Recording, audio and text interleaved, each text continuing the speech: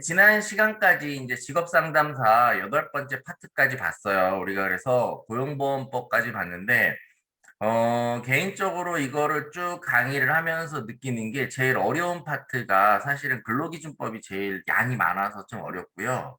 그 다음이 고용보험법이 좀 어려워요. 그래서 왜냐면, 분량 자체가 워낙 많아요. 근데 나오는 문제는 많이 있으면은 사실은 범위가 넓은 문제가 많이 나와야 되는데 또 그렇지는 않아요. 그러니까 문제 자체가 떤 영역이 있으면 여기서는 좀 범위가 넓으니까 문제를 뭐 여러 문제를 내고 이렇게 해야 되는데 지금 우리 파트가요 거의 13개 파트에 달하거든요. 그러니까 13개 파트인데 문제는 20문제예요. 그러니까는 어디 하나에서 두 문제가 나오지만 대부분은 한 문제씩밖에 안 나오는 이런 구조다 보니까 이제 좀 시험에서도 이런 얘기를 하기는 좀 그렇지만 가성비가 떨어지죠. 근로기준법, 고용보험법. 그래서 우리가 그 근로기준법은 그나마 이제 좀 우리가 많이 접하는 내용이라서 괜찮은데 고용보험법 같은 경우에는 다른 부분보다도 실업급여 파트를 중심으로 공부하시면 시험에서는 훨씬 더 좀 대비하기가 편하실 거라 이렇게 생각이 되고요. 자, 오늘 보실 내용은 근로자 퇴직급여 보장법이에요. 우리가 이제 회사를 다니게 되면 퇴직금이라는 걸 받아요. 회사에서 임금을 받죠. 우리 근로기준법상의 개념 보시면 임금이 뭐예요? 사용자가 근로의 대가로 근로자한테 지급하는 명칭 불문의 금품이 임금이에요. 그래서 임금 지급에 뭐 4대 원칙도 있었고 평균임금, 통상임금도 있었죠.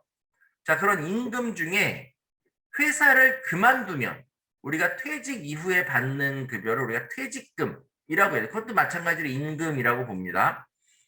자, 그럼 퇴직금에 관한 부분인데, 자, 명칭이 보면은 퇴직급여라는 표현이 있고요. 퇴직금이라는 표현도 있어요.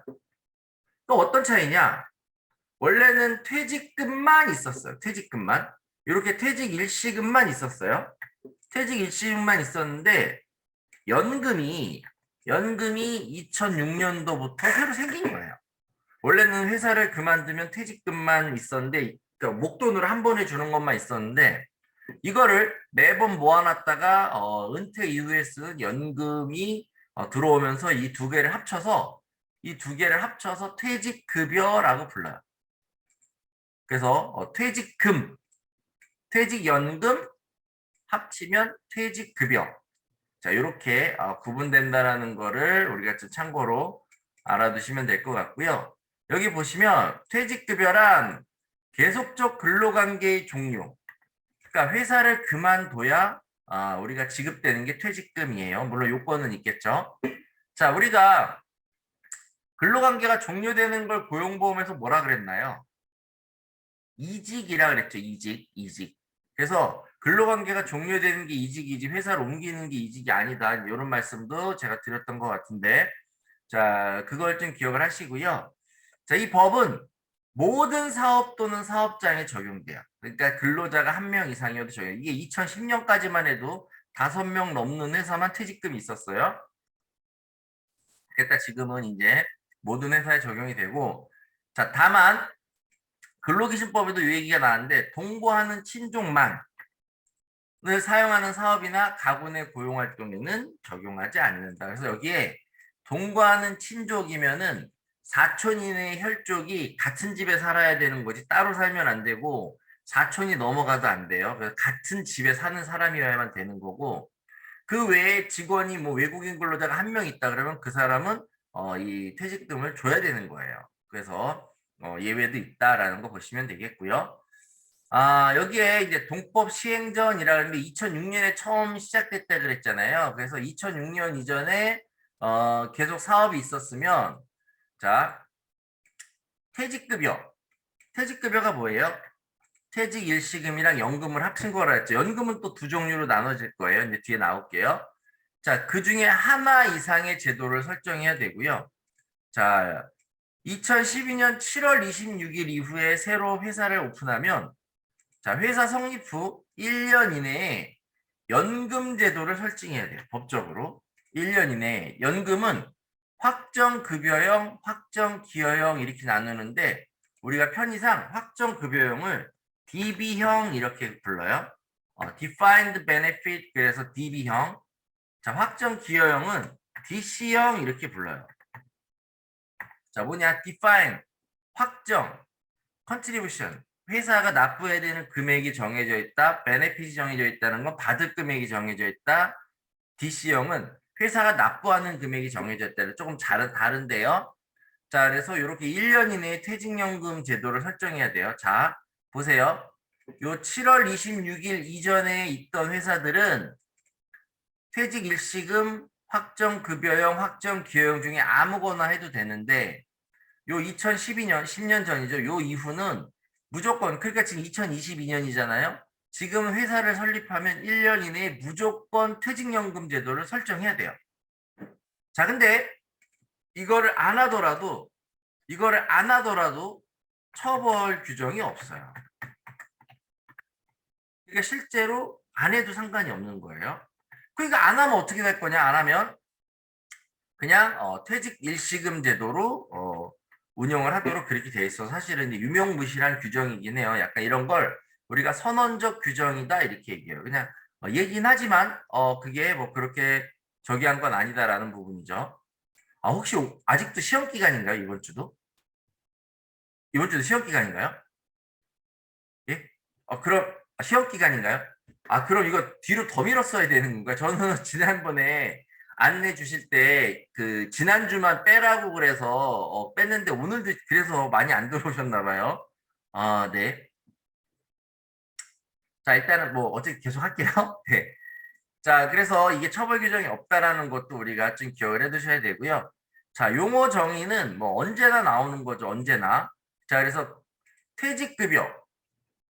자, 퇴직급여라는 건 우리가 확정급여형, 확정기여형 퇴직금 제도를 합쳐서 퇴직급여라고 하고요.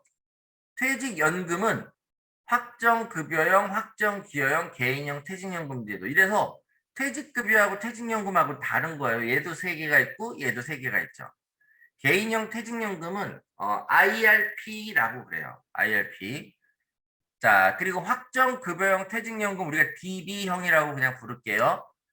확정의 DB형은 근로자가 받을 급여 수준이 사전에 결정되어 있는 걸 확정급여형. 얼마를 받는다. 1년 근무하면 얼마 받고 2년 근무하면 얼마 받는다. 이게 정해져 있는 거예요. 확정기여형은 급여를 퇴직금을 은행에다 쌓아두는데 한 달에 혹은 1년에 얼마씩 회사가 부담을 해줄 거냐. 그 부담해야 되는 부분이 결정되어 있는 걸 우리가 확정기여형이라고 불러요.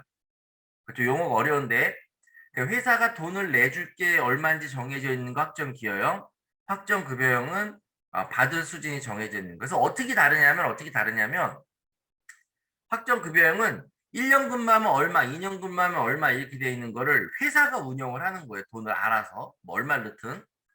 확정기여형은 매년마다 한 번 이상 이렇게 1년에 월급의 12분의 1을 개인한테 쏴주면 내가 그거를 돈을 잘 굴리는 거예요. 그러니까 수익이 더 많이 날 수도 있고 줄어들 수도 있고 본인이 그냥 책임지는 게 확정기여형. 그러니까 내가 돈을 미리 받아서 은행에서 금융기관에서 이걸 돈을 잘 운용을 하는 게 확정기여형. 그래서 수익률이 높으면 확정급여형은 미리 1년에 얼마씩이 정해져 있거든요. 그래서 우리가 연휴 재택감 실업급여 이게 이제 평균 임금을 산정하는 기준이라는 걸 말씀드렸었는데 그때 나오는 퇴직금이 지금 이 퇴직금이에요. 그래서 퇴직금이 법정 퇴직금이 어떻게 되어 있냐면 뒤에 나오겠지만 1년을 근무하면 평균 임금 31분, 365일당 평균 임금 36일, 1년 6개월이면 45일분. 이렇게 평균 임금 자기가 받던 월급의 마지막 3개월 평균을 내는 게 평균 임금이잖아요. 그러니까 그렇게 금액이 세팅이 돼 있는 게 확정급여요. 확정기여형은 매년 12분의 1, 한 달치 12분의 1을 받아서 자기가 돈을 굴리는 거예요. 미리미리. 확정급여형은 맨 마지막에 나갈 때 받는 거고. 그래서 이 나갈 때 주기 위해서 회사가 돈을 은행에 잘 예치해서 연금을 잘 수익 투자를 하는데 자, 그거에 대해서 손실이 나면 회사가 책임을 지는 거예요. 왜냐하면 돈은 어차피 줘야 될 돈은 정해져 있으니까 근로자한테. 근데 확정기여형은 미리 다 돈을 땡겨줬기 때문에 근로자들이 운영 수익이 떨어져서 손해가 나도 누구도 책임져 주지 않는 거예요. 근데 대신에 수익이 많이 나면 퇴직금을 더 많이 받아가는 효과가 있겠죠. 자, 그런 부분을 우리가 확정 기여형 퇴직연금, 확정 급여형 부르고요. 개인형 퇴직연금이라는 건 뭐냐면 우리가 정년이 60세예요, 지금. 우리 정년 60세, 고령자 연령차별금지법에 봤죠. 정년 60세예요. 근데 현재 대한민국은 30세에서 대체로 일을 시작해요. 그럼 60세까지 일을 하면 30년 정도 일을 하거든요. 근데 평균 직장을 5번을 옮겨요. 5번. 그래서 한 번에 6년 정도씩을 근무하다 옮기는 거예요. 6년 정도씩을. 그러다 보니까 퇴직금은 원래 저걸 만든 이유가 뭐냐면 노후 보장용으로 만든 거예요. 노후 보장용. 그러니까 노후에 은퇴하고 이제 내가 집에서 경제 수익이 없죠. 우리가 지금 평균 수명 100세 가까이 가죠. 자, 근데 대부분 보세요. 태어나서 30살까지는 대부분 공부를 하거나 부모님이 지원을 해서 살죠. 왜냐하면 이제 취업이 늦어지니까. 그럼 30세에 취업을 하면 60세까지 일을 해요. 60세에 은퇴를 하면 90세까지는 일을 하지 않아요. 그러면 30부터 60까지 30년 동안 내가 번 수익으로 나머지 30년도 살아야 되거든요. 그죠?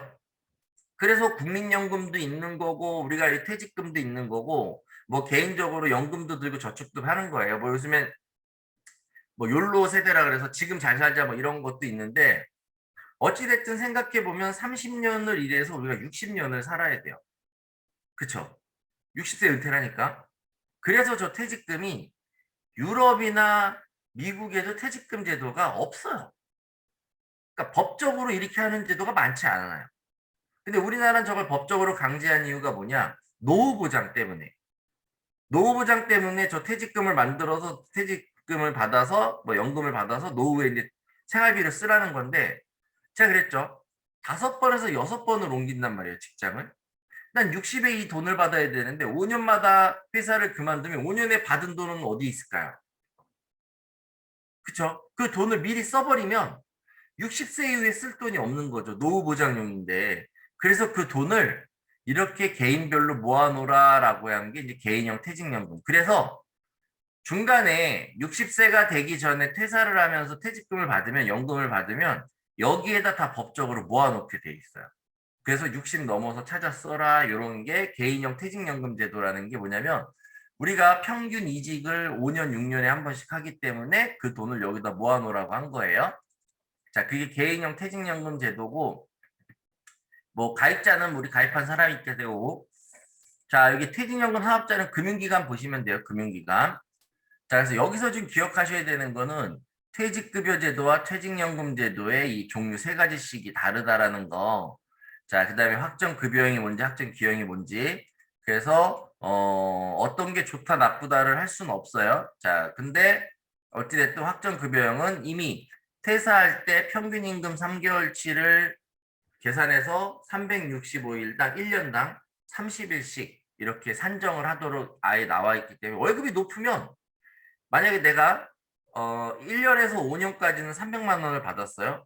근데 7년 차에는 500만 원을 받았어요. 한 달에. 그러면 마지막에 500만 원 받았던 걸로 1년부터 7년까지 전체를 다 아울러서 퇴직금을 계산해줘요. 마지막 걸로 무조건 앞에 200만 원, 100만 원 받을 때 것도 마지막에 500만 원 받은 걸로 다 환산하니까 마지막에 월급이 얼마인지가 제일 중요한 거고 저 DC형은 100만 원 받을 땐 100만 원의 12분의 1, 500 받을 때 500의 12분의 1 이러다 보니까 그 갭이 생길 수밖에 없잖아요. 여기는 마지막 걸로 전체를 다 감싸주는데 얘는 이렇게 월급이 올라가는 것만큼씩 받았으니까 그래서 미리 받아서 저 수익률이 좋아야 확정기여형은 좋은 거고 확정급여형이 더 좋으려면 월급이 많이 올라가요. 인상률, 임금 인상률. 그러니까 임금이 마지막에 쭉 올라가면 그걸로 20년을 다 감싸기 때문에 엄청나게 갭 차이가 많이 나요. 그래서 저게 뭐가 좋냐는 비교할 때 뭐냐면 우리도 나중에 혹시나 입사해 생각해 보시면 어, 내가 월급 인상률이 몇 프로고 퇴직연금 수익률은 1%에서 2%밖에 안 돼요. 월급이 3%씩 계속 꼬박꼬박 올라간다? 그러면 확정급여형이 훨씬 유리한 거고 일반 퇴직금 제도가 유리한 거예요. 저건 미리미리 땡겨받는 거라 수익이 안 나면 의미가 없어요. 자, 그런 내용이고요. 자, 여기 보시면 차등 금지, 퇴직급여 제도를 퇴직급여 아까 뭐라 그랬죠? 퇴직급여 제도, 일시금, DB형, DC형 이 세 개를 퇴직급여 제도에 설정하는 경우에 급여의 부담 및 산정 방법에 차등을 두어서는 안 된다. 그러니까 뭐 선배들은 아니면 뭐 팀장 이상은 이렇게 많이 주고 나머지는 조금 이렇게 하면 안 돼. 다 똑같이 차별 금지예요. 자, 차등을 두어서는 아니 된다라는 거 우리가 잘 보시면 되겠고, 자, 여기 이거 중요합니다. 퇴직급여 제도를 설정하거나 변경할 때, 퇴직급여 제도를 새로 하나를 퇴직연금을 하거나 변경할 때는 자, 무조건이요. 무조건 근로자의 동의를 받아야 돼요. 자, 이거 잘 들으세요.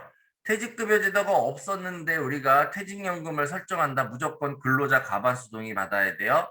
자, 우리 취업규칙 생각나실까요? 취업규칙? 취업규칙에 보면 우리 첫 시간쯤 했을 텐데 취업규칙에 뭐가 나오냐면 기존에 있던 사규를 변경할 때 근로자 과반수의 의견을 들으라 그랬어요. 근데 이게 기존보다 불리해지고 나빠지면 어때요? 동의를 받으라 그랬거든요. 뭐 과반수 노조가 있으면 그 노조의 동의. 자, 근데 이거는 뭐냐면 퇴직급여 제도 자체를 설정하거나 변경하면 무조건 동의를 받으라는 거예요. 무조건. 무조건. 자, 근데 그 안에 있는 내용을 변경하잖아요. 그 안에 있는 내용. 제도를 바꿀 때는 무조건 동의. 제도를 바꿀 때는 무조건 동의. 내용을 변경할 때는 취업 규칙이랑 똑같아요. 의견만 듣고 기존보다 나빠질 때만 동의. 그래서 요거를 잘 구분해야 돼요. 제도 자체를 바꾸는 거냐, 내용을 바꾸는 거냐에 따라 조금 달라요. 내용을 바꾸는 거는 우리 취업 규칙대로 가는 거고, 제도 자체를 바꾸는 거는 무조건 동의. 자, 제도 자체를 바꾸는 건 무조건 과반수 동의, 과반수 노조 동의를 받아야 된다. 요거 아주 중요한 내용이니까요. 좀 기억을 해 두셔야 돼요. 자, 요거 꼭 기억을 해 두시고요. 자, 아까 우리 1년 여기 보시면 이내에 회사를 창업하자마자 1년 이내 퇴직연금 들으라 그랬잖아요. 대부분 처벌 규정이 없어 안 한다. 안 하면 어떻게 할 거냐? 안 하면 그냥 퇴직금 제도를 설정한 것으로 봐요.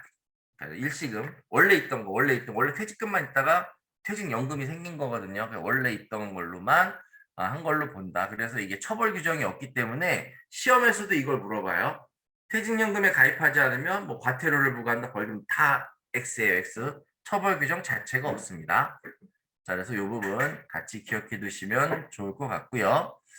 자, 퇴직연금 제도의 급여를 받을 권리는 양도하거나 담보로 제공할 수 없다. 그래서 양도 압류, 담보 금지. 요거는 우리가 실업급여도 마찬가지고요. 자, 이런 부분들이 다 똑같이 적용되고요. 참고로 요 용어를 한번 볼게요. 우리가 급여라는 단어가 나와요, 법에. 그래서 뭐 우리 실업급여, 그 퇴직급여, 그쵸? 이렇게 급여자가 들어가죠. 퇴직급여. 그 다음에 우리가 뭐 기초생활수급자, 예, 그래서 예, 기초생활수급자 같은 경우에 받는 그 연금급여, 급여자가 들어가는 건 참고로 알아주세요. 국가가 개입해서 지급되는 돈을 급여라고 불러요. 그래서 우리가 실업급여, 국가가 개입해서 주는 돈, 저 급여자가 붙는 거에는 양도, 압류, 담보가 금지돼요. 세금도 거의 붙지 않고요. 그래서 우리가 그 참고로 기억을 해두시면 될 것 같고요. 퇴직급여는 다만 이제 우리가 연금을 들었는데 뭐 주택을 구입하거나 여러 가지 사유가 있으면 예외적으로 뭐 담보 제공하거나 이렇게 할 수 있다. 그래서 예외도 있다. 그 정도만 알아두시면 될 것 같고요. 자, 보시면 이제 제도가 세 가지가 있는데 하나씩 볼게요. 자, 퇴직 일시금 제도는 계속그거 1년에 대하여 31분의 평균임금. 그래서 보세요. 요 계속이란 단어가 중요하고요. 1년 365일당 31분. 자, 요게 중요합니다. 평균임금. 이거를 31분인지 45일분인지 51분인지 틀리게 제일 많이 냈고요. 얘를 평균임금인지 통상임금인지로 틀리게 제일 많이 냈어요. 그래서 요게 시험에서는 가장 많이 나온 한 줄이라고 보시면 돼요. 자, 그래서 31분, 1년에 대한 30일 평상임금. 자, 2년이면 며칠이에요? 61분이겠죠? 1년 6개월이면요? 45일분. 그죠? 자, 그래서 그거를 우리가 좀 기억을 하시면 자, 될 것 같고요. 자, 지금 요건은 1년 이상 계속 근로해야 되기 때문에요. 계속 근로. 그러니까 이 계속이란 말이 뭐냐면 단절이 있으면 안 돼, 단절이. 그러니까 예컨대 6개월 다니다가 한 2달 그만뒀다가 다시 뭐 6개월 다녔다는 벌써 1년 됐지만 이게 단절이 있으면 안 돼. 한 번에 1년이 넘어가야 돼. 한 번에 1년이 넘어야 된다는 게 중요해요. 그래서 한 번에 1년이 넘어가야 되기 때문에 자, 그게 중요하고요. 자, 계속 근로기간은 근로계약 체결 시부터 종료 시까지를 의미해요. 근로계약 체결 시부터 종료 시까지. 그래서 실제 근로연수와 재직 관계없는 재직과 무슨 얘기냐면 내가 뭐 육아휴직을 했다거나 아니면 휴직을 하잖아요. 그런 기간도 다 포함해서 계산되는 거지. 내가 휴직하면 쉬었으니까 그 기간 빼고 이런 게 아니라는 거예요. 원칙적으로. 자, 그래서 자, 재직 기간을 의미한다. 이게 또 하나의 키워드가 되니까 기억하시고요. 자, 그래서 1년 이상이기 때문에 1년 미만자, 1년 미만 퇴직금 못 받습니다. 그래서 일부 악덕 사업주들이 11개월만 일을 시키고 그만두게. 1년이 안 되게. 11개월 일 시키고 그만두는 사람이 있었단 말이에요. 또 꼼수 부리고 그랬다가 한 2달 있다 다시 오라 그러고. 왜냐? 한 번에 1년이 넘어야 되거든요. 한 번에. 자, 그래서 그게 필요한 부분이다라는 거 보시고 자, 여기 보시면 초단 시간 근로자라고 우리가 근로기준법에 봤었잖아요. 한 4주 평균에서 일주에 15시간 미만. 자, 초단 시간 근로자는 퇴직금 대상이 아닙니다. 초단 시간 근로자는 퇴직금 대상이 아니에요. 자, 그래서 자, 그 부분도 우리가 기억을 해두시면 되겠습니다. 자, 그래서 여기 제가 언더라인 치는 부분들만 잘 보시면 돼요. 언더라인 치는 부분만 잘 보셔도 시험에서 계속 가로넣기 하고 틀리게 냈던 것만 지금 여기서 제가 강조해서 볼딩하는 거예요. 자, 그 여기서 근로자가 퇴직하는 거는 근로관계가 종료하는 모든 경우를 말하고요. 자, 모든 경우를 말하고 자, 뭐 임시직, 일용직 이런 거에 상관없이 뭐 알바생 뭐 이런 거 상관없이 1년 넘어가고요. 뭐 수습기간 이런 거 다 들어가요. 재직기간이기 때문에. 자, 그리고 요 초단시간 근로자만 아니면 퇴직금 대상에 다 해당된다라는 거 우리가 잘 보시면 되겠고요. 자, 뭐 여기 뭐 사망, 뭐 회사의 폐업 이런 거 퇴직의 원인은 자, 원인은 불문한다. 네. 자, 퇴직 사유랑 아무 상관없이 법정 퇴직금이기 때문에 무조건 지급해야 돼. 해고당해도 줘야 되고요. 내가 사표 써도 줘야 돼요. 계약 기간 만료 무조건 줘야 된다. 자, 금액은 자, 여기 나왔죠. 뭐 1년에 31분 이상 평균 임금이다. 요거 통산 아니고 평균 31분, 45일분 이런 거 잘 보셔야 되고요. 단수가 있다. 1년이 안 된다. 그럼 그거 일할 계산하는 거예요. 365분에 몇 해가지고 저 이렇게 뭐 단수로 한다. 자, 퇴직금 청구권 소멸시효 3년이에요. 3년. 임금채권 소멸시효 3년이었죠. 예, 3년 우리 기억하시고요. 뭐 임금이니까 똑같아요. 이것도. 자, 중간정산이라는 게 있는데 중간정산은 원래 언제 받는다 그랬어요? 퇴직금. 근로자가 퇴직해야지 받는 게 퇴직금인데 아직 회사를 그만두지 않았는데 중간에 정산받는 걸 이제 중간정산이라 그래요. 예전에는 자유롭게 해줬어요. 근데 지금은 특별한 사유가 있을 때만 하도록 합니다. 왜냐? 저건 노후 대비용이기 때문에 회사 그만두기 전까지는 받지 마세요라는 거예요. 퇴직연금에 들어가 있는 건 중간정산을 받을 수 없어요. 퇴직연금은. 그래서 뭐 중도인출을 할 수는 있지만 어쨌든 자, 중간정산 일시금인데 언제 할 수 있냐면요. 보세요. 주택구입 등 대통령령으로 정하는 사유 좀 이따 볼게요. 자, 근로자가 먼저 요구해야 되고요. 자, 사용자는 자, 이게 중요합니다. 퇴직금을 미리 정산해요. 지급해야 한다예요. 할 수 있다예요. 할 수 있다. 할 수 있다. 해야 한다가 아니에요. 그러니까 사업주는 의무적으로 중간정산을 해줘야 된다. X. 해줘도 되고 안 해줘도 돼요. 자, 그래서 이게 자, 중요한 거예요. 그래서 여기에 요구가 있는 경우가 일단은 근로자 요구가 빠져가지고 강제적으로 사업주가 중간정산한다 다 무효입니다. 자, 그리고 뭐 근로자가 의무적으로 저거를 들을 필요는 없는데 어쨌든 자, 이런 부분이 있다라는 거 우리가 참고로 보시고요. 그럼 어떤 사유냐? 이거를 시험에 물어보진 않을 거라고 봐요. 예, 이거 물어보면 되게 복잡해지는데요.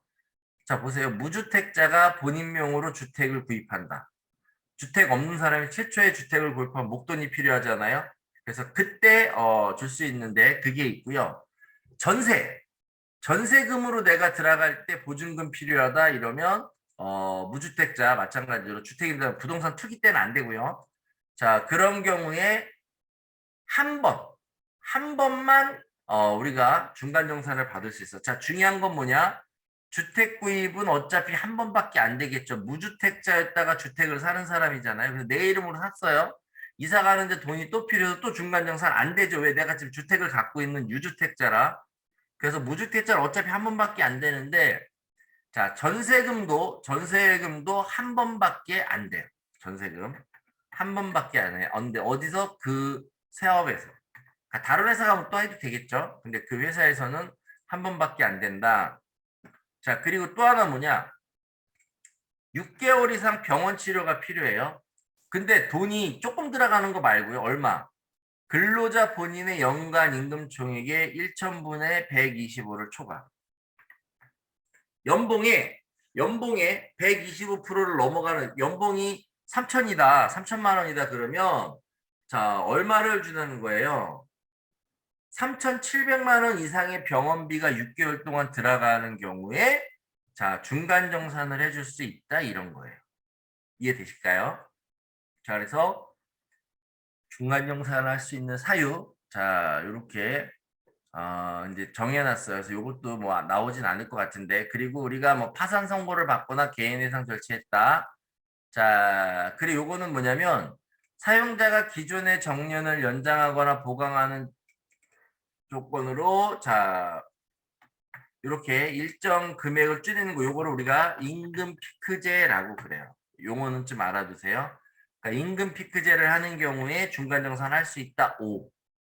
해야 한다라는 건 아무 데도 없어요. 할 수 있다. 5. 자, 그다음에 근로시간을 축소해서 운영을 한다. 근로시간 축소해서 운영을 한다. 그리고 주 52시간제 때문에 근로시간이 줄어든 데가 있어요. 자, 그런 경우에 중간정산 할 수 있어요. 왜 그래요? 왜 그래요? 마지막에 3개월의 평균 임금으로 퇴직금을 지급하거든요. 근데 월급이 500만 원을 받다가 갑자기 350만 원으로 떨어지면 앞에 게 퇴직금이 확 줄어드는 거예요. 전체적으로 그 350으로 20년치를 계산하기 때문에 500으로 하는 게 아니라. 그래서 미리 이럴 때는 근로자가 손해잖아요. 퇴직금이 줄어들 수 있으니까. 그래서 자 이렇게 할 수 있도록 돼 있다라는 거 우리가 참고로 봐주시면 돼요. 그래서 여기에서 보시는 거는 시험에서 나올 만한 건 뭐냐면 주택구입이나 자 본인이 이 지금 보증금 부담할 때 한 번만 낸다. 전세금 6개월 이상 연간 임금 총액의 125% 넘어간다. 임금 피크제 한다. 근로시간 단축한다. 이럴 때에 임금 피크제도 마찬가지로 연봉이 쭉 올라가다가 떨어지는 거기 때문에 떨어지면 이 전체에 감싸는 단위가 작아지잖아요. 그래서 미리 땡겨서 정산을 할 수 있도록 그렇게 돼 있다. 그래서 이 사유들을 우리가 좀 기억을 하시면 좋으실 것 같고요. 아까 말씀드렸지만 회사는 반드시 중간정산을 해줘야 될 의무는 없습니다. 그래서 분쟁도 가끔 생겨요. 중간정산 안 해준다고. 그래서 이것도 같이 기억하시면 되겠고요. 자, 이게 이제 퇴직금 제도예요. 그래서 퇴직금 제도 다시 한번 말씀드리면 자, 1년에 31분 이상의 평균 임금 1년 미만 4주 15시간 미만 초단시간 제외예요. 제외. 자, 그 다음에 소멸시효 3년이고요. 중간정산 근로자의 요구 플러스 사용자의 승낙인데 사용자가 의무가 있는 건 아니다라는 것까지 기억하시면 우리가 퇴직금 제도의 내용이라고 보겠고요. 자, 중간정산 사유도 한번 좀 챙겨 두시고요. 자, 퇴직연금은 자, 아까도 미리 다 설명드렸는데요. 확정급여형, 그 다음에 확정기여형 이렇게 나누어진다라는 거예요. 자, 어느 게 좋다 나쁘다는 상관없이 확정기여형은 수익률이 높아야 유리해지는 거고 확정급여형은 임금 인상률. 왜냐? 확정급여형은요. 1년당 평균 임금 30일 요거를 기준으로 연금으로 지급을 해줍니다. 그러니까 퇴직 일시금이랑 확정급여형은 똑같이 산정이 돼요. 단 돈을 현금으로 주느냐 연금에 넣어서 주느냐 이게 차이가 있다라는 거 보시면 되고요. 자, 그래서 확정급여형 퇴직연금에서 우리가 좀 보셔야 될 거는 뭐냐면 뭐 가입 기간은 우리가 뭐 계속 들어가는 거고 뭐 퇴직금 미리 중간 정산하면 빠지겠죠. 예, 그건 이미 한번 받아갔으니까 없어진 거고요. 자, 중요한 거는 급여 수준은 여기 확정되어 있는 게 계속 근로기간 1년에 대해서 평균임금 30일. 예, 이거 똑같아요. 퇴직 일시금이랑 기준이. 자, 여기서 기억하셔야 되는 건 누가 연금으로 받을 수 있냐, 나중에. 자, 보세요. 55세 이상,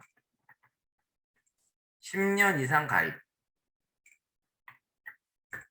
자, 앞으로 연금 지급 기간 5년 이상. 이 세 가지 충족해야 연금으로 받아갈 수 있어요. 55세 이상, 가입 10년 이상, 5년 이상 받아갈 수 있을 때, 그렇지 않으면 연금이 해당이 안 돼요.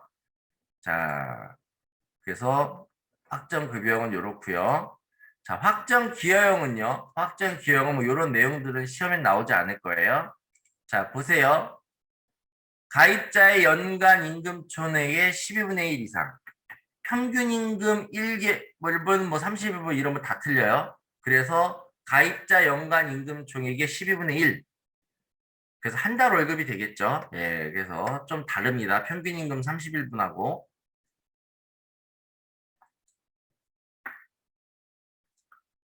자, 그거를 가입자의 계정으로 미리미리 1년에 한 번 이상이니까 한 달에 한 번씩 해줘도 되겠죠. 뭐 두 달에 한 번씩 해도 되고. 근데 어쨌든 1년에 한 번 이상 해서 거의 매달 이렇게 쪼개서 넣어주는 경우가 일반적이에요. 자, 중요한 거 회사가 이렇게 12분의 1을 내는데 나도 여기에 돈을 더 내고 싶다. 뭐냐면 나도 연금 더 많이 모으고 싶다라고 하는 경우에는 스스로 추가 부담금을 납입할 수도 있어요. 그러니까 이게 추가 부담금을 납입할 수 없다 그러면 틀리는 거예요. 추가 부담금을 납입할 수 있다. 자, 그래서 요 부분 만약에 요건 그냥 참고로 알아두세요. 그 한 번 이상 1년에 한 번 이상 납입을 해줘야 되는데 못 해주잖아요. 사용자가 만약에 못 해주잖아요.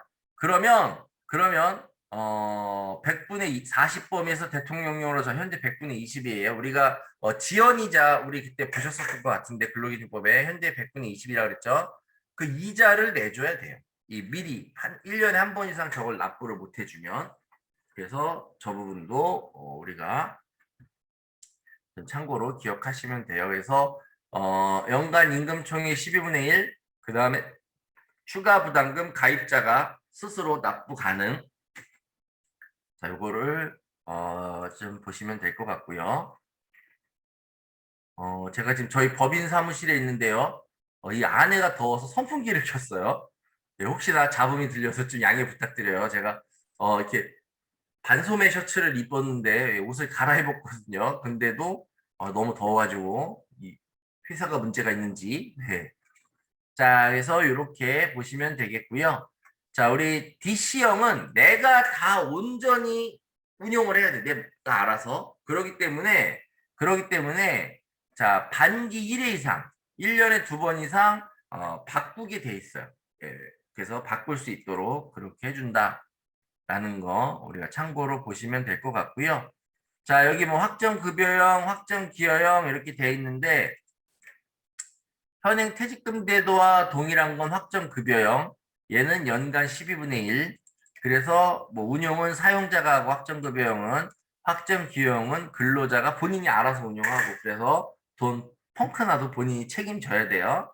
자, 그렇게 좀 구분이 된다라는 거를 우리가 봐주시면 되겠고요. 자, 개인형 퇴직연금 제도는 자, 어떤 거냐면 내가 지금 은퇴하고 받아야 되는데 우리가 지금 5년 6년에 한 번씩 회사 그만둔다 그랬잖아요. 1년 지금 5.2회를 옮긴단 말이에요. 자, 그랬을 경우에 미리 돈을 받아버리면 이게 나중에 은퇴하고 쓸 거를 막 30에 받고 35에 받아버리면 안 된다. 그래서 그런 금액들을 다 모아놓도록 하는 계좌가 개인형 퇴직연금 계좌예요. 아니면 내가 그냥 돈 더 내고 싶다. 그 계좌에 나 따로 모으겠다. 가능해요. 근데 중요한 건 뭐냐면 DB형이나 DC형이나 이 사람이 그만둬 갖고 저 연금을 지급할 때 그분이 아직 연금 수급 나이가 안 되면 저 개인형 퇴직연금 계좌를 만들어서 저기에 넣어주게 돼 있어요. 돈을 다 저기에다가 모아. 그래서 저 계좌는 퇴직연금을 우리 회사에서 가입했다면 누구나 저 계좌가 있어야 돼요. 지금은 없어도 되지만 그만둘 때는 저 계좌를 반드시 만들고 거기다 돈을 넣게 돼 있어요. 자, 그래서 개인형 퇴직연금. 그러니까 이왕 만들 거니까 저기에서 여러 가지를 잘 운용을 해서 쓰자. 뭐 이제 이렇게 하는 거죠. 자, 그래서 그런 부분이 있다라는 거를 보시면 될 것 같고요. 자, 우리 근로자 10명 미만의 경우에 그건 요 10명 미만만 좀 외워두시면 될 것 같아요. 자, 우리가 DC형 퇴직연금, DB형 퇴직연금을 만들려면요. 근로자 동의도 받아야 되죠. 그 다음에 뭐 보험회사 또 선정해야 되지. 되게 복잡하고요. 취업규칙처럼 규약이라는 걸 늘 만들어서 또 노동부 신고하고 그래야 돼요. 그러다 보니까 너무 복잡한 거예요. 저기 귀찮고 물론 금융기관이 다 해줘요. 자, 그래서 우리 직원이 10명 미만이면 그냥 야 저거 딴 거 퇴직연금 뭐 규약 만들고 이러지 말고 너네 개인형 계좌 하나씩 다 만들어. 어차피 이건 있어야 되거든. 그리고 내가 여기다가 DC형처럼 12분의 1씩 넣어줄게. 그러니까 미리 넣어주는 거죠. 어떻게 보면 DC형 연금이 똑같은 건데. 자, 그렇게 하면 퇴직연금 제도를 설정한 걸로 간주해줘요. 그래서 10명 미만은 그냥 개인형 퇴직연금, 자, 제도를 설정하는 경우에, 자, 보시면, 자, 퇴직금의 제도를 설정한 것으로 본다. 그래서 특례. 잘 모르겠다. 10명 외우시면 돼요. 우리 취업규칙 몇 명이에요? 취업규칙? 10명이죠. 취업규칙 10명 이상 사업장에서 만들어야 되죠. 그래서 퇴직연금의 특례 기준 10명 미만, 요건, 거긴 10명 이상, 여긴 10명 미만. 그래서 요거 우리가 좀 기억을 해두시면 좋을 것 같고요. 자, 여기까지가 이제 퇴직급여 제도예요. 자, 우리가 참고로 좀 말씀드리면 이게 노후보장 제도라고 그랬잖아요. 노후보장. 네, 노후보장이에요. 그러니까 노후보장 시스템 자체가요. 글씨가 안 나오지? 예. 시스템 자체가요. 우리가 3층 구조라고 그래요. 3층 구조. 그래서 1층은 이거 3층으로 써야 되겠다. 예. 3층은 참고로 알아두세요. 개인연금 영역이고요. 2층이 기업.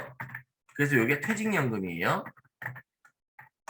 1층은 공적연금 제도예요. 공적연금.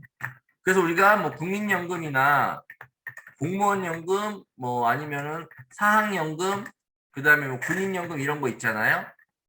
이런 걸로 이렇게 만들어지는데 이렇게 1층, 2층, 3층에 이게 짱짱하게 구조가 돼야 노후에 우리가 힘들지 않게 살 수 있다라는 거예요.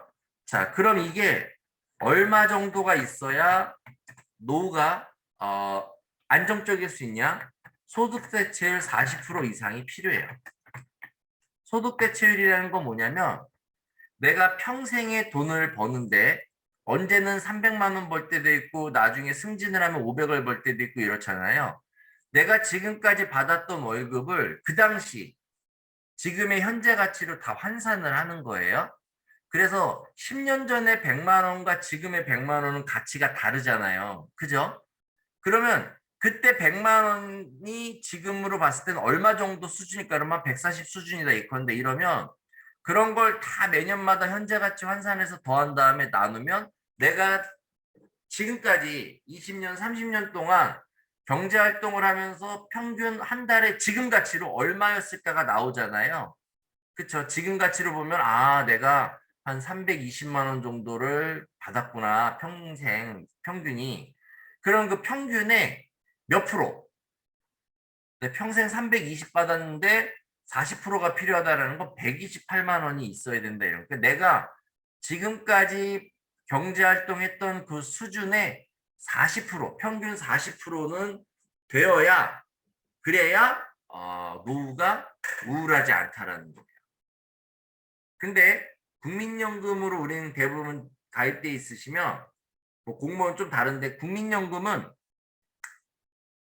40년을 납부하면 40%가 된대요.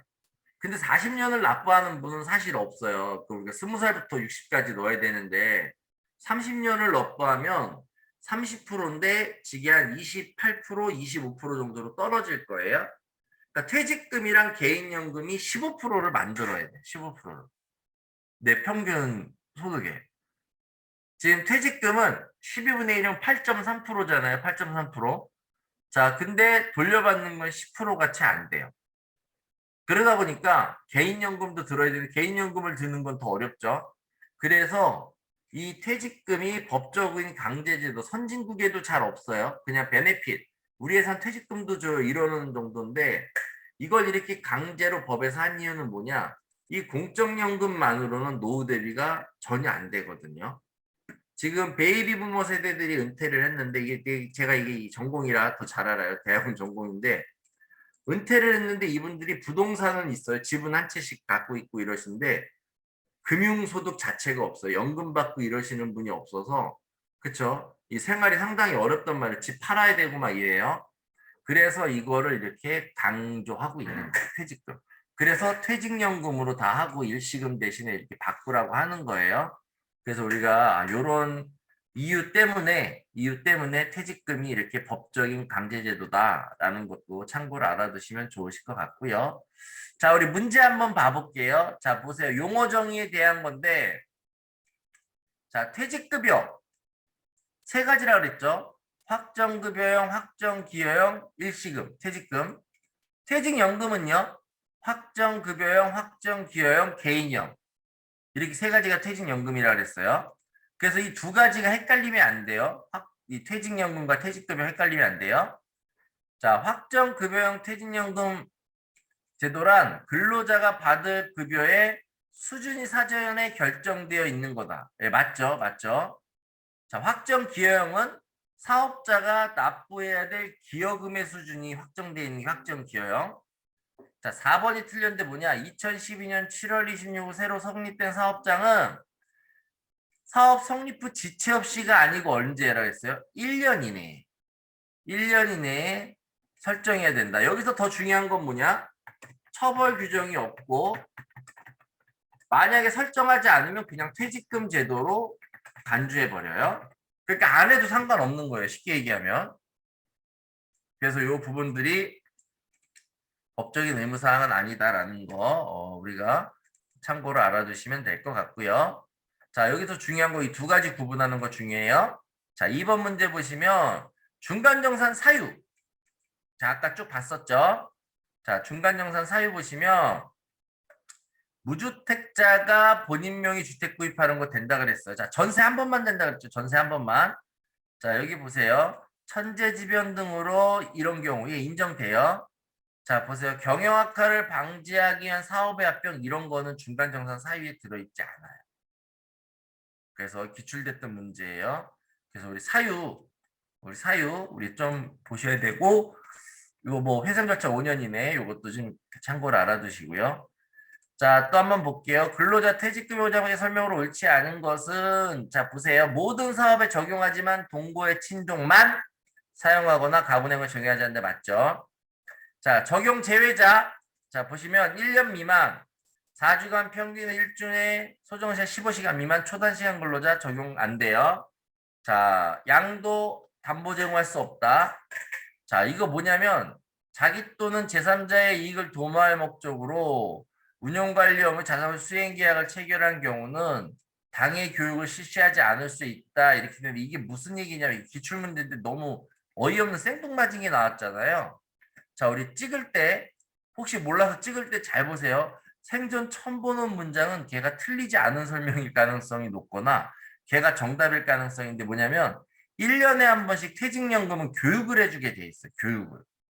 금융기관에서 사업주가 하는 걸 대신해 주는 거예요. 사용자가 해야 되는 걸 매년 하는 걸 여기서 해줄 수 있는데 교육을 실시하지 않을 수 있다 이런 게 틀린 거예요. 그래서 그런 문제가 나왔어서 한번 소개를 드렸고 자 마지막 문제 보시면 자 확정급여형과 확정기여형 자 보시면 퇴직급여제도 아까 그 세 가지 자 그리고 확정급여형은 받을 급여 수준 1년당 평균임금 30일 정해진 거 확정기여형은 1년 임금 총액의 12분의 1 그 숫자 기억하셔야 돼 결정된 거다. 자, 뭐 여기 노동부 장관한테 신고해야 된다. 뭐 여기 보시면 3번 보세요. 자, 급여제도 자체를 설정하거나 변경한다.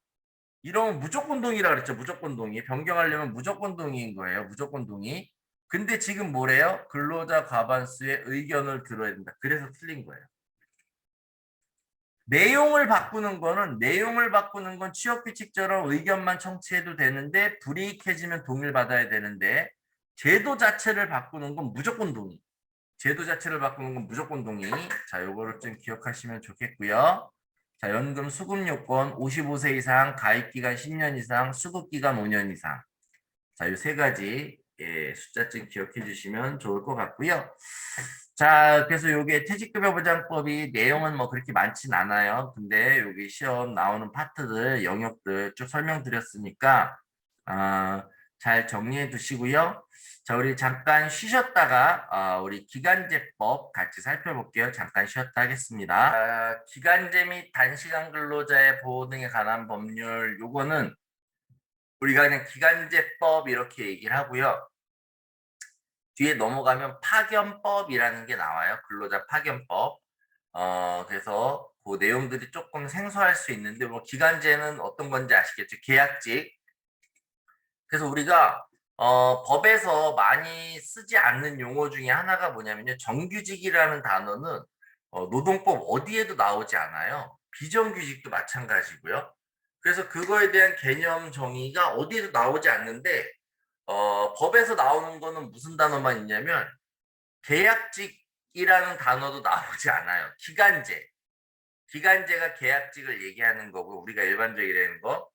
무기계약직이 있어요. 그래서 기간에 정함이 없는 그러니까 정규직이라는 표현은 없는 대신에 기간에 정함이 없는 정년이 보장된다 이런 표현을 써요. 그래서 이제 기간제 단시간은 뭐냐면 계약직, 비정규직 보호법 이렇게 얘기를 하지만 실제로 비정규직이라는 단어는 법 어디에도 없어요.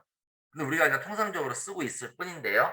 자, 그래서 자, 우리 요 내용들을 같이 한번 살펴볼게요. 자, 우리 아무래도 그러니까 비정규직이라는 표현을 워낙 많이 쓰니까 그렇게 쓰면 자, 정규직이 아닌 사람이 비정규직이죠. 그러면 정규직은 누구냐? 정규직은 누구냐? 그러니까 비정규직의 반대가 정규직은 누구냐? 이거에 대해서는 어디서 특정된 게 없어서 어떻게 해석을 하냐면요. 비정규직이라고 우리가 생각하는 그 사람들이 아닌 사람을 정규직이라고 하는 거예요. 그러니까 비정규직의 대표적인 사람은 우리가 크게 이렇게 얘기해요. 기간제, 단시간, 그 다음에 파견. 이 세 사람을 비정규직이라고 해요. 그러니까 기간제는 기간이 정해져 있지만 어떻게 해요? 기간이 정해져 있지 않은. 단시간은 시간이 너무 짧은 사람. 그래서 그거의 반대는 우리가 통상근로자라고 그래요. 파견사업주, 사용사업주가 나오는 파견근로자는 소속은 우리 회사 소속인데 저희 MK 컨설팅 소속인데 다른 데에 가서 지시받고 일을 하는 거예요. 월급은 내가 주는데 일은 딴 사람 지시받고 일하는 거. 그래서 내 사장님은 도대체 내가 일하는 곳인가 월급 주는 곳인가 헷갈리는 사람을 우리가 파견 근로자라고 그래요. 그게 파견 사업이에요. 자, 단순하게 내가 우리 직원을 보내서 파견 보내는 게 아니고 그 사람이 시키는 대로 일을 하는 거예요. 직원은 내 직원인데 일은 저 사람이 시키고 저 사람이 알아서 쓰는 거예요. 나는 돈만 받는 거예요. 그냥 그 데려간 사람한테. 그리고 내가 월급 주는 거. 사실은 파견법이라는 거, 파견 근로자라는 게 우리나라에 필요하지 않은 제도예요. 원래는 선진국에서 많이 썼던 제도인데 왜 썼냐? 유능한 고급 인력들을 일반 회사들이 이렇게 고급 인력이 매번 필요하지 않은 연구원이만 6개월 연구할 사람이 필요한데 이 사람을 어떻게 우리가 막 계속 데리고 있을 수가 없잖아요. 근데 그 연구원들만 모아서 이렇게 가리키는 회사가 있는 거예요. 그래서 야, 우리 한 명만 보내줘. 너네 직원. 그 와서 우리가 6개월 동안 쓰고 얘는 다시 데려가는 거. 자기네 회사로. 거의 뭐 이렇게 연예인처럼 에이전트가 있는 거죠. 이럴 때 하는 게 파견 근로자인데 우리나라는 어때요? 그냥 모든 일에 웬만하면 다 그냥 파견. 왜냐하면 내가 직원 고용하기 귀찮고 4대 보험 귀찮으니까 그러니까 저쪽에서 해서 다 관리하고 우리는 일만 시키는 이런 걸로 변질돼 있지만 원래 오리지널 파견 근로자는요 정말 고급 인력. 그래서 정말 신기한 게 뭐냐면 우리나라에 조종사 있잖아요. 조종사 다 고액연봉인데 혹시 국제선 타보시면 외국인 조종사들 되게 많아요. 외국인 조종사들. 그쵸. 외국인 조종사들이 다 파견 근로자예요. 외국 에이전트에서 우리나라로 파견 근로를 보내서 우리 항공사가 그 에이전트에다가 10억을 주면 뭐 예컨대 여기서 조종사 2명을 보내고 자기네가 월급을 줘요. 대신에 일은 우리가 시키는 거야, 항공사가. 그러니까 그 사람이 연봉이 3억, 4억 넘는데 파견 근로자 신분이에요, 그 사람. 네, 그런 게 진짜 원래 파견이에요. 네, 외국에서.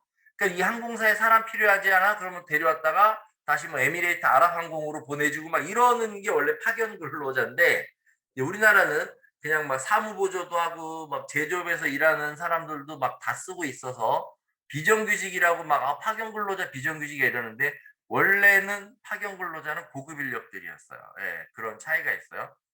그래서 그 얘기하면 연봉 3억인데 파견 근로자예요. 그 비정규직이야, 비정규직. 우리로 봤을 때는. 지금 우리나라에 있는 대형 항공사에 있는 조종사, 외국인 조종사 비정규직이에요, 비정규직. 파견 근로자. 근데 그건 좀 약간 이해가 안 되는 측면이 있는 거죠. 그래서 어쨌든 그렇게 나눠지고 있다라는 거를 참고로 봐주시면 될 것 같고요. 자, 기간제 근로자는 자, 기간이 정함이 있는 근로계약을 체결한 근로자. 그러니까 무슨 얘기냐? 끝나는 기간이 정해져 있다라는 거야. 반대는 뭐예요? 기간이 정함이 없기 때문에 내가 종신, 죽을 때까지 일을 할 수 있거나 아니면 정년까지 일을 할 수 있는 사람, 이 사람들을 우리가 무기, 기간이 없는 계약 근로자 이렇게 봐요. 무기계약 근로자, 뭐 기간제 근로자 이렇게 통상적으로 부르는 거고요. 자, 그래서 여기 보시면 자, 여기 보세요. 근로계약 기간이 정해져 있더라도 기간 만료가 근로계약의 종료가 의미가 아닌 그래서 우리가 연봉계약 기간이 뭐 이렇게 1년씩 정해져 있다. 그럼 이거는 기간제가 아니에요. 그냥 연봉만 1년인 거지. 내 고용이 보장되는 사람은 기간제가 아니다. 예, 이렇게 보시면 되겠고요. 또 하나 단시간 근로자라는 건 뭐냐면요. 소정 근로 시간이 이 중에요. 그 사업장에서 같은 종류의 업무에 종사하는 통상보다 짧은 사람. 이게 단시간 근로자. 자, 이래서 우리가 잘 보셔야 되는 게 뭐냐면, 학교 급식실에 일하시는 그 조리 선생님들이, 학교에 따라 조금씩 다른데요. 점심만 제공을 하는 회사 같은 경우에는, 한 6시간 정도 일을 하세요. 근데 우리가 통상 하루에 8시간 법정 시간이었잖아요. 근데 6시간 일을 하면 짧은 사람이잖아요. 나는 그래서 파트타이머야 이렇게 생각할 수 있지만 조리 선생님들이 다 6시간을 일해요. 5명이. 그러면 이 사람 5명이 6시간이라면 이 사람들은 5명 전체가 다 단시간 근로자가 아니에요. 통상 근로자예요. 왜냐? 같은 일을 하는 사람들이 짧은 사람이 없어요. 그러니까 사무직은 8시간, 조리사는 6시간 이러면 사무직하고 조리사는 업무가 다른 거잖아요. 비교 대상 중에 8시간이 있는데 내가 짧거나 6시간인데 내가 짧으면 그 사람이 단시간이지 단순히 6시간이야 5시간이야가 단시간이 아니에요. 그래서 조리 선생님이 5명이 있는데 다 6시간 하다가 한 분이 더 들어왔는데 이분은 4시간을 한다. 그럼 4시간은 이 사람만 단시간. 왜? 6시간이 일반적인데 나는 4시간이니까 짧잖아요. 똑같이 조리사인데. 그래서 무조건 같은 종류의 업무 사람이 없다. 짧은 사람. 그럼 그 사람이 통상 근로자예요. 시간이 몇 시간이든 상관없이. 자, 그래서 그런 부분들을 보시면 되겠고요. 자, 이 기간제 비정규직 이유로 차별하지 말라 그래서 차별적 처우라는 게 있는데 차별이 뭐냐? 우리 차별 여러 군데서 봤어요. 연령 차별도 봤고요. 그죠? 우리가 남녀고용평등법에서 성차별도 봤죠. 중요한 단어는 이 단어였어요. 거기서도.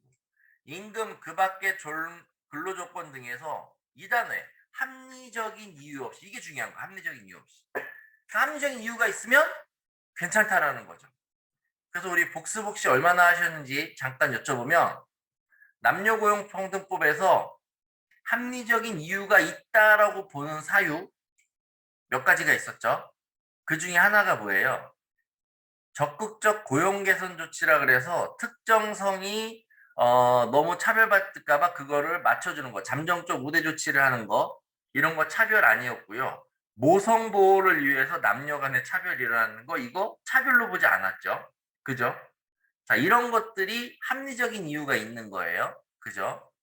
자, 그래서 합리적인 이유 없이 불리하게 하는 거, 이게 차별이고요. 임금이나 아니면 상여금, 그 다음에 경영성과금, 그 밖에 복리후생을 차별하는 걸 차별이다, 이렇게 얘기를 해요. 그래서 합리적인 이유 없이라는 게 중요하고, 영역은 뭐냐? 임금, 자, 정기상여금, 경영성과금, 그 다음에 복리후생, 자, 이렇게 얘기한다라는 거 우리 같이 기억을 하시면 되겠고요. 자, 해석 볼게요. 자, 적용 범위. 나만 자, 우리 까먹은 게 아닌가 봐. 들어오는 참가자 수가 확, 어이구, 죄송합니다. 네네, 예. 한 분이 들어오시면서 예, 음이 켜졌나 봐요. 죄송해요. 자, 자, 5명 이상의 근로자를 사업에 적용을 해요. 기간제법은. 자, 그래서 동거에 친족만 하거나 뭐 가사 사용에 적용하지 않는다. 자, 국가 지방자치단체는 근로자 수에 상관없이 기간제법이 적용됩니다. 국가에서 직원 3명 썼다 그래도 적용된다라는 거예요. 자, 여기 보시면 4인 이하 사업장이 일부 규정을 적용한다. 우리 근로기준법에서도 이런 게 있었어요. 그래서 4인 이하 사업장 일부 규정 적용한다 그래서 뭐 해고 예고 있고 뭐 이런 거 있었는데요. 여기에도 그게 있죠. 자, 그래서 여기 공통적으로 뭐 노동부에 신고하는 거, 근로계약서 쓰는 거는 4인 이하 사업장에도 적용하는데, 자, 보시면, 자, 이 기간제 근로자에 전환하는 규정, 뭐 기간제 근로자만 적용하고 단시간 근로자, 뭐 통상으로 전환하는 규정, 요거 적용한다는데, 이게 어떤 거냐면요. 뒤에 나오겠지만 우리 회사에서 기간제가 있는데 무기계약직을 뽑을 거예요. 무기계약직을 뽑을 거예요. 그러면 기간제 중에서 무기계약직으로 전환시켜 주도록 노력해라라는 규정이 있어요. 그러니까 니네 정규직 뽑을 거면 비정규직 중에서 기회를 먼저 줘. 단시간 근로자들이 있어. 근데 통상을 뽑을 거야. 그러면 단시간 근로자한테 먼저 기회를 줘. 이렇게 노력하라는 규정이 있거든요. 그런 거는 4인 이하 사업장에도 적용해 주라는 얘기예요. 어떤 건 이해되실까요? 네.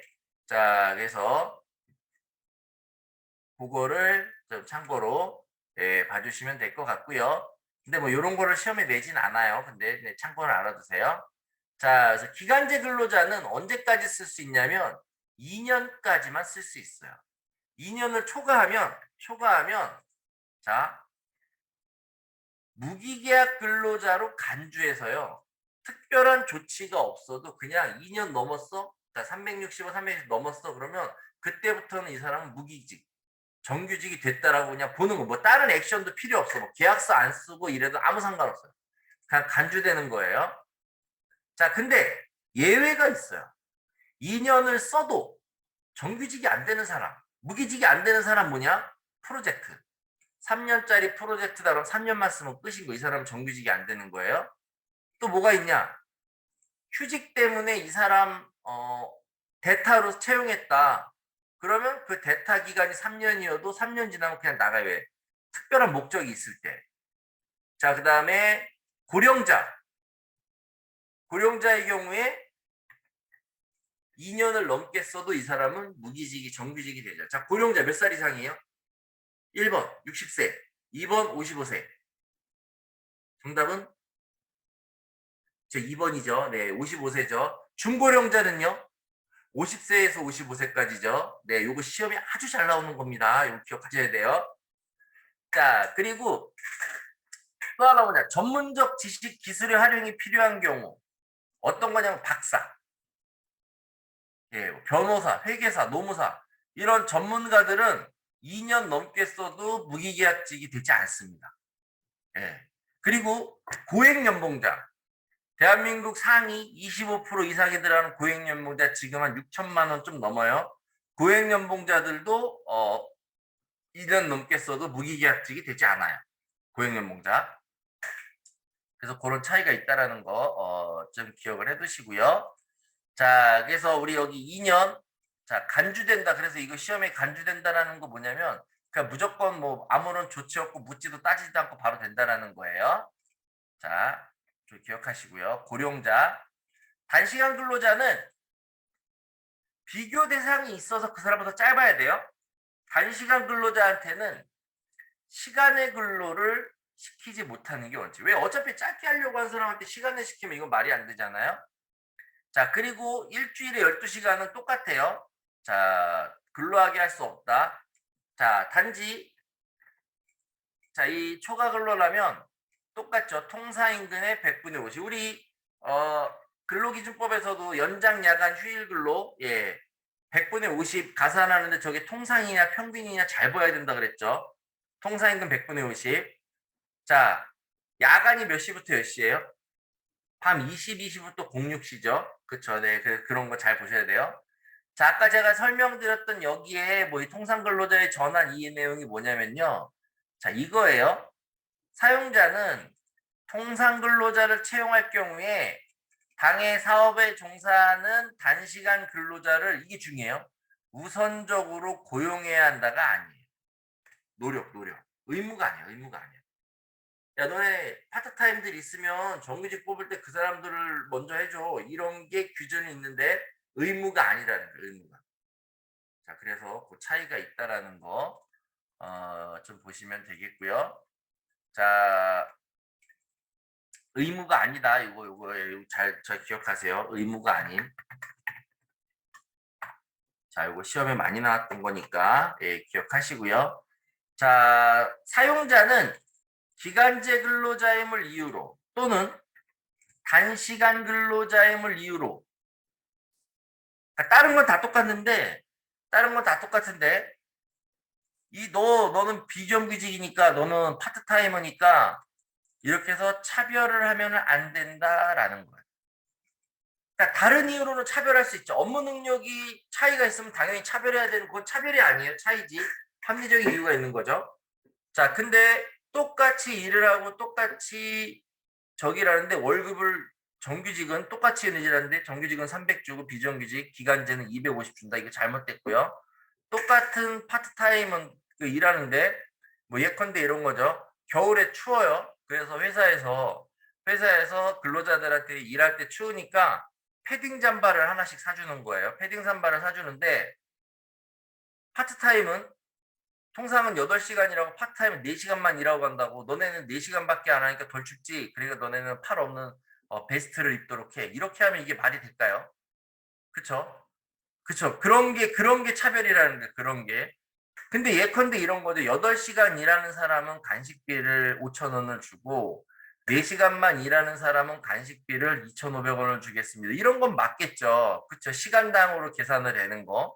그쵸. 월급도 마찬가지. 근데 똑같이 일하는데 근로와 상관이 없는 복리후생, 임금 이런 데에서 차별을 주는 건 안 된다라는 거예요. 그래서 근로시간에 비례해서 주는 건 괜찮은데 그렇지 않은 신분상의 문제로 예컨대 이런 거죠. 자녀가 있는데 가족 수당을 5만 원을 줘요. 자녀 한 명에.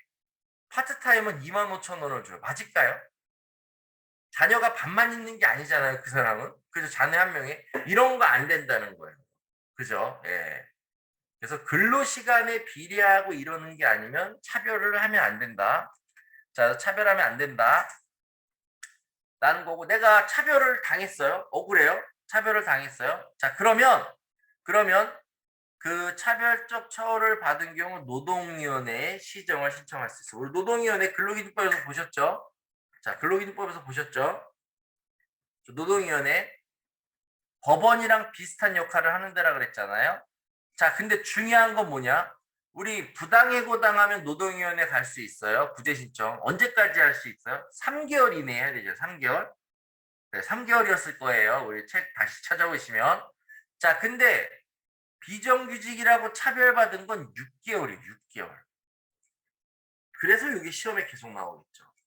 같은 노동위원회인데 부당해고는 3개월인데 차별은 6개월.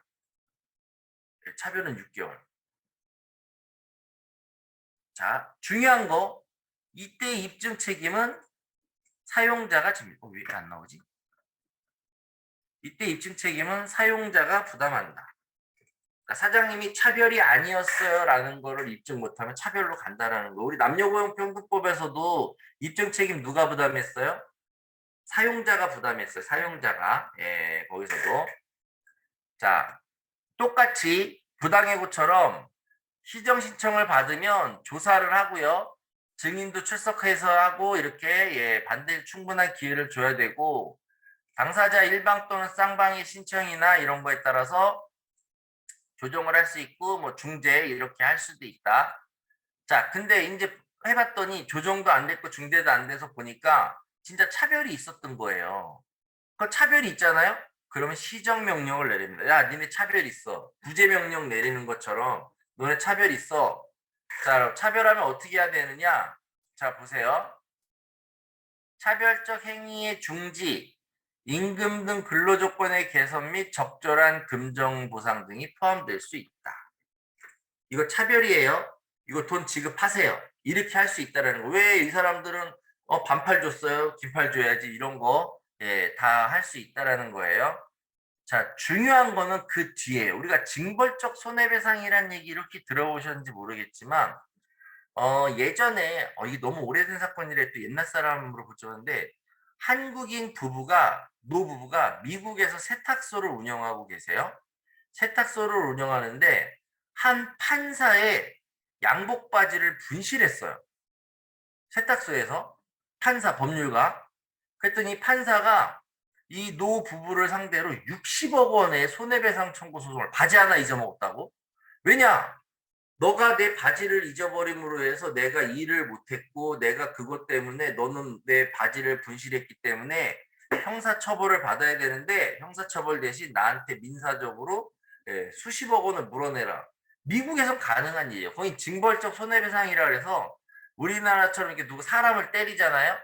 그러면 법원 감옥 가는 대신에 몇 억을 물어내면 풀어줘요. 그 예전에 미국의 한 재벌이 자기 비서를 성폭행한 사건이 있었어요. 근데 성폭행한 사건이 있어서 이제 이게 법원에 이제 기소가 돼갖고 재판을 받는데 판결을 어떻게 했냐? 그 비서한테 30억인가를 물어주고 그냥 풀어줬어요. 30억 물어주고 풀어준 거예요. 감옥 가는 대신 돈. 그런 걸 징벌적 손해배상이라고 그래요. 그러니까 여기도 우리나라에는 없어요. 우리나라에는 그 제도를 사용하지 않는데 이런 데 일이 비슷한 거예요. 뭐냐면 내가 차별적 처우 때문에 손해를 받았잖아요. 지금 수당 못 받았고 뭐 식대 못 받았고 가족수당 못 받았고 이랬잖아요. 자, 그럴 때 사용자의 고의가 인정되거나 차별적 처우가 반복되면 손해액을 기준으로 3배, 이게 시험에 잘 나옵니다. 배상 명령을 할 수 있다. 그러니까 너 100만 원 손해봤는데 이거 이 나쁜 놈이네. 그럼 300만 원 물어줘. 이렇게 약간 징벌적 손해배상처럼 배상액을 이렇게 3배까지 올릴 수 있다. 이게 아주 특이한 제도예요. 그래서 여기서 잘 봐야 되는 게 뭐냐면 6개월도 나오고 3배가 나오잖아요. 그러니까 이걸 3개월로 계속 냅니다. 얘를 5배라고 하거나. 자, 그래서 손해배상 시정명령 그 고의나 반복되는 거면 3배까지도 손해액을 배상을 명할 수 있다. 자, 이게 중요하고요. 자, 나머지 시정명령 확정 뭐냐면 우리 지방노동위원회 갔다가 중앙노동위원회 갈 수 있다 그랬어요. 근로기준법 때.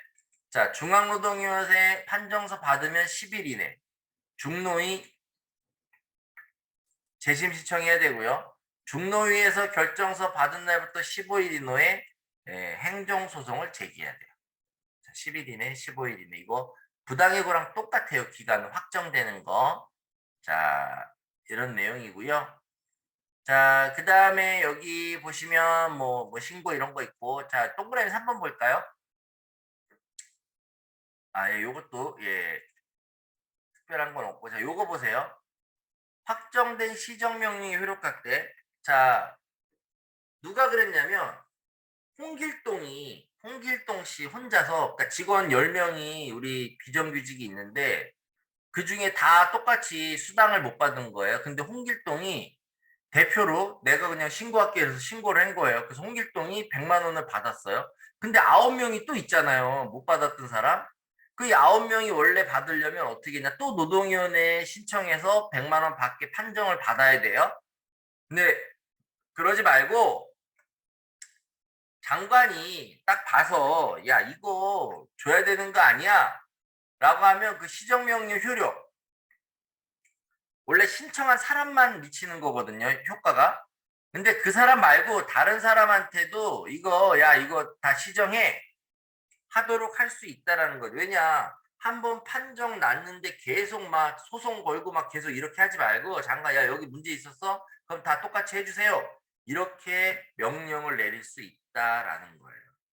그래서 꼭 내가 시정명령을 신청해야만 내가 뭐 권리를 받고 이러는 것 좀 불편하고 시간도 걸리고 돈도 들고 하니까 자 요렇게 할 수도 있다라는 걸 우리가 좀 기억을 해주시면 될 것 같아요. 그래서 이렇게 신청 안 한 사람한테도 얘도 줘 이렇게 명령 내릴 수 있다 장관이. 자 그거까지 기억하시면 될 것 같고요. 자 뭐 불리한 처우의 금지. 자 요건 뭐냐면 자 이게 내가 뭐 단시간 근로자 시간에 요구하면 안 되는데 해서 거부했더니 불이익 줬다. 노동위원회에 내가 구제 신청했더니 불이익 줬다. 이런 거 예, 절대로 안 된다라는 거고요. 자, 근로조건 서면 명시는 우리가 근로기준법에서도 봤었죠. 근데 여기에는 조금 특이한 게 뭐냐면요. 자, 보세요.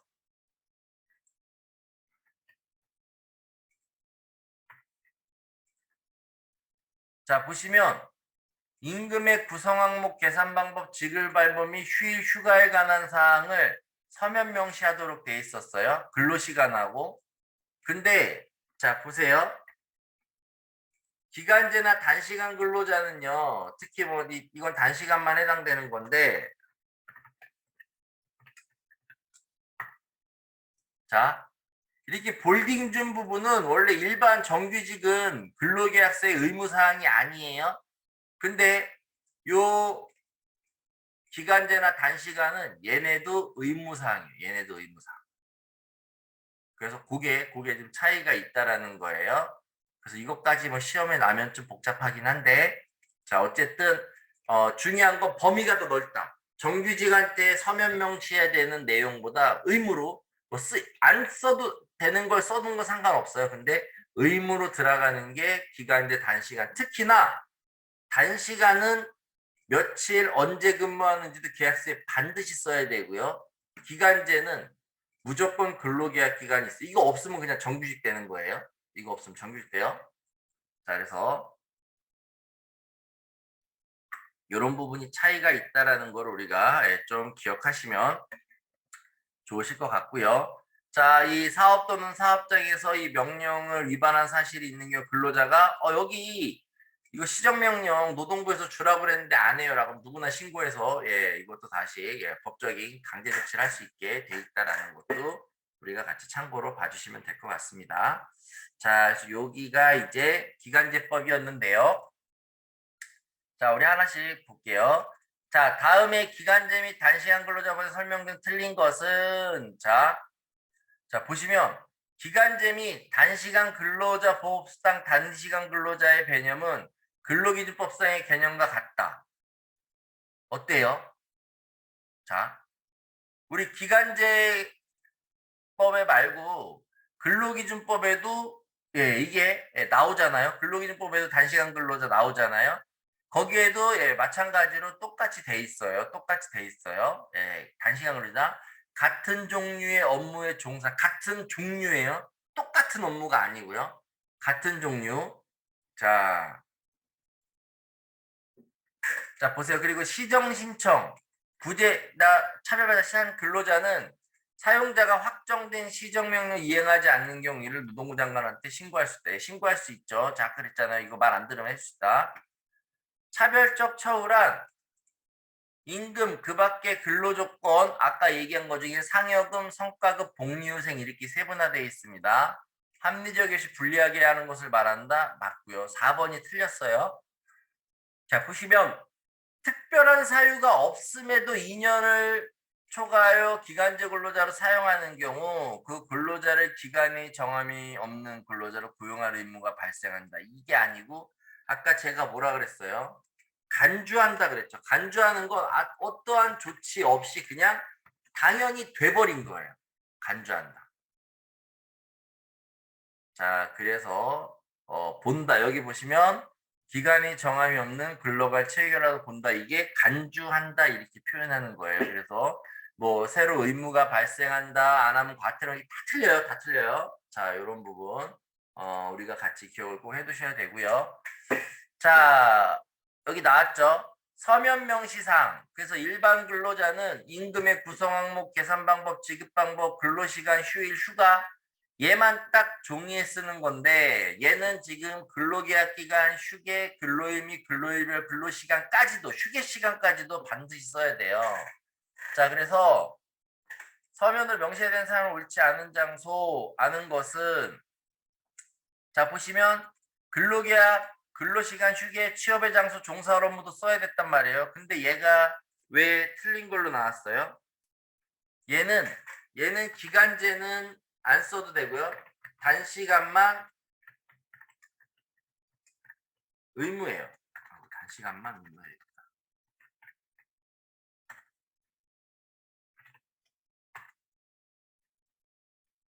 그래서 얘는 단시간 근로자만 이걸 쓰니 기간제는 이 사항을 안 써도 돼요. 그래서 이게 시험에 계속 나오는 거예요. 얘만 물어보는 거 붙잡고.